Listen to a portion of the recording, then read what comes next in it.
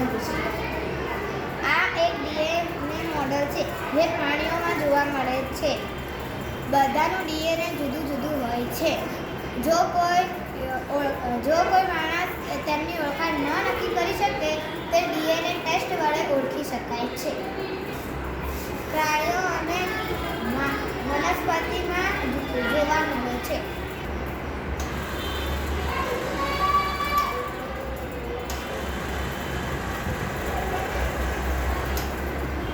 જો કોઈ માતા પિતાથી કોઈ બાળક છૂટું પડી ગયું હોય અથવા બાળક તેમના માતા પિતાથી જુદું થઈ ગયું હોય તો ડીએનએ ટેસ્ટ વડે તેમને ઝડપથી તેમનું બાળક મળી શકે છે અથવા તેમના